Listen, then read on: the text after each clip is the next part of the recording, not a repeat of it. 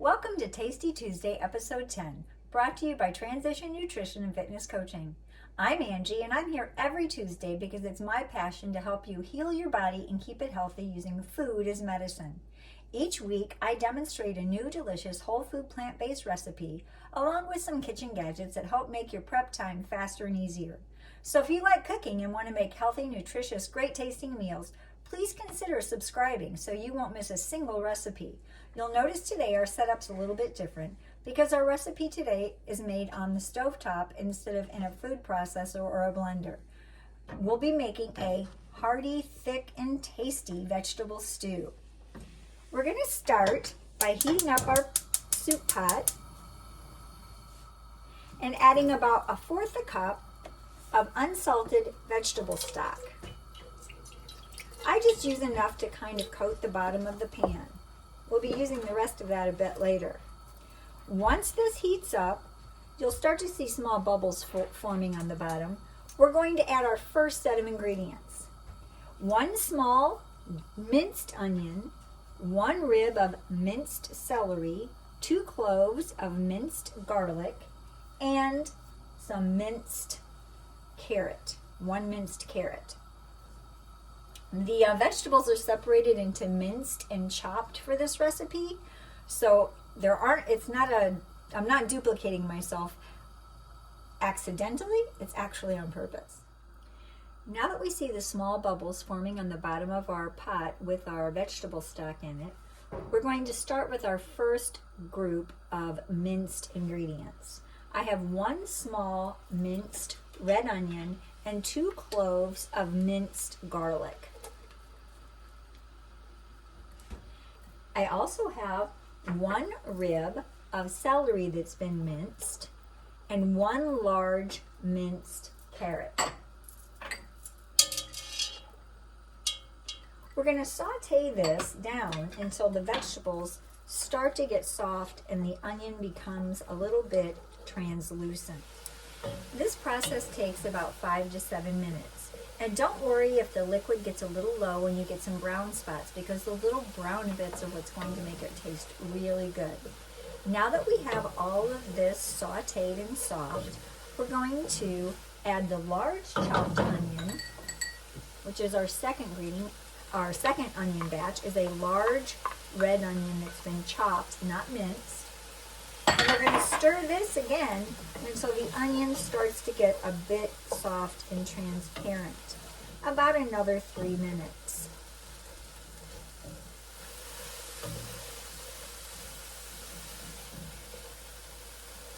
If your pot gets a little dry, you can always just add just a splash more of vegetable broth or vegetable stock to your pot.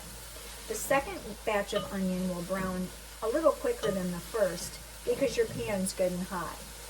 After that, we're going to add 1 pound of chopped baby portobello mushrooms to our pot. You want to cook the mushrooms down until they start to lose their juice.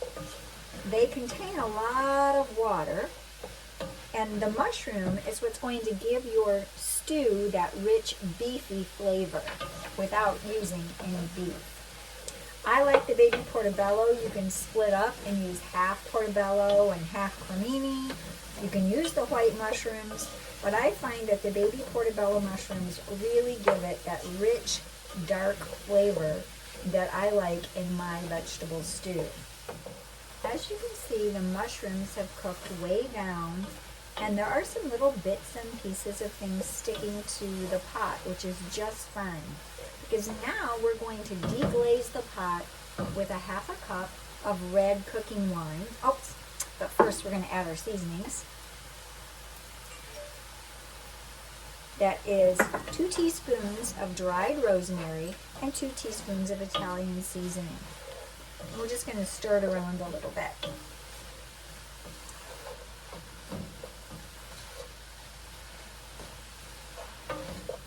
Now we're going to deglaze our pot with 1/2 cup of red cooking wine. You can leave the wine out and use an extra 1/2 cup of broth, but the wine does burn down. The alcohol burns off, and the wine does give the broth a really rich nice deep flavor. I never was one to cook with wine before, but for this particular soup, it really does add a depth of flavor that is very noticeable. I'm going to stir that around just a bit. Now we're going to add 1 can of no salt added petite diced tomatoes, the 15-ounce can, and 1 8-ounce can of no sugar added 100% natural tomato sauce. Again, that's an 8-ounce can. We're also going to add the rest of the box of our vegetable stock.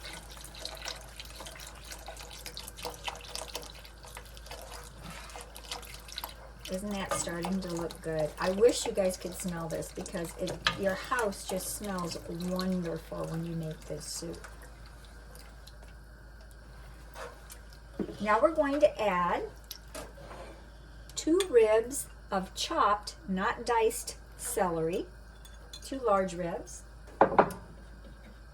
3 large carrots that are sliced into medallions, and 1.5 pounds of diced Yukon Gold potatoes. Depending on the size of your potatoes, that could be 2, it could be 3, it could be 5. So I like to weigh it out to about 1.5 pounds. And I use the Vidalia with Chop Wizard to get my little diced potatoes all uniformly the same size. We're also going to add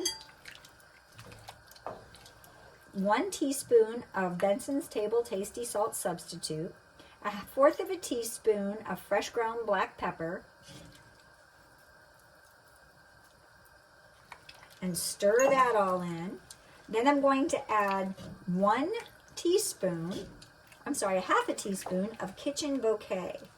Now this is mainly for color, but I do find it adds a nice pretty texture to the soup. It just gives it that golden beefy broth look. I had never cooked with that either. Looks like this. Comes in just called kitchen bouquet.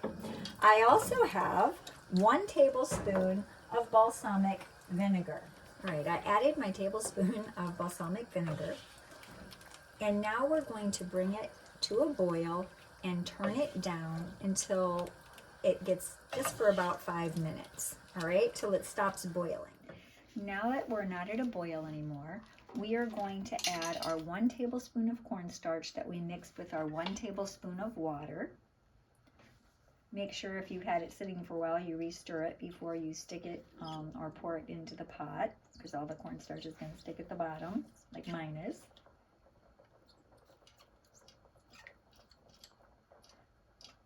Pour that in. This is just to thicken it up a bit. You don't even have to add it, but my husband kind of likes his stew a bit thicker.